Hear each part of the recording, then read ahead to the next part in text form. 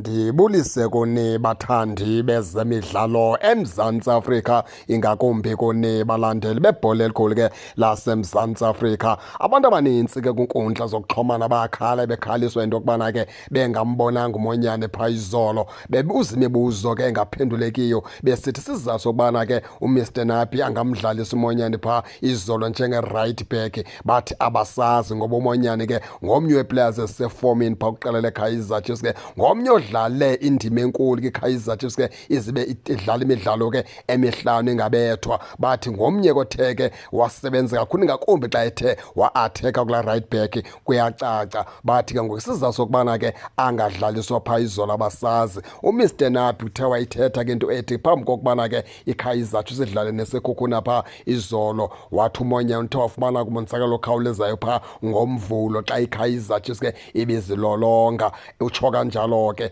esithi ke akekho sure into yokubana ke uzoba khona umonyane phaa ngomgqibelo xa idlala iKaizer Chiefs ke iConfederation Cup phaa ngo-5 o'clock emalanga. Uthi ke uMr Nappy akekho sure into yokubana ke le ndodanyana kwaThabiso Monyane izoba khona.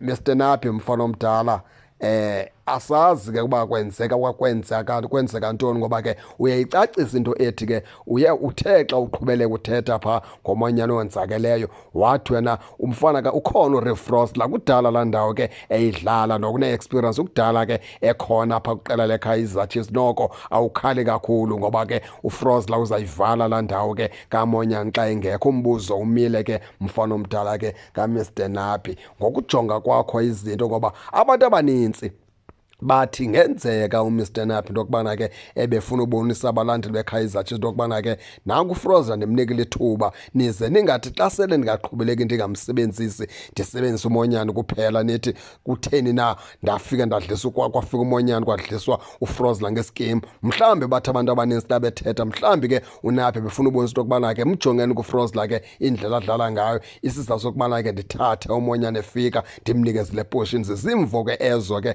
zabathandi bebhola elikhulu ke laseMzantsi Afrika. Thina ke indlela esibona ngayo nendlela esicinga ngayo, thina sinala mqondo uthi uMr Nappy abanye abadlali ebefuna babekela la metsha ngomgqibelo qha ubhatyazile, ngoba awukwazi ukuthi udlale umdlalo weligi obaluleke kanje, ngoba nezi points zeligi xa uzithathe kwasekuqaleni zawenza umehluko futhi zibalulekile. Asazi ke baphulaphula yonke ke le nto ke iyakwaziwa kwanguNappy into yokubana ke umonyane ulimele, umonyane bekutheni na azangadlali, kodwa sawubamba ephuma emlonyeni kaMr Nappy uthi ke umonyane ufumene umonzakalo phaa ngomvulo etreyiningini. Yiyo laa nto ke yenze into yokubana ke angabikho phaa izolo. Injalo ke baphulaphula ke nani ke ndingake ningene nitsho into yokubana niva njani, nize ke ningakhohlwa usubscribe kule channel ukuze ningaphoswa zezemidlalo endizanothulela zona kwixa elizayo kakuhle babukeli.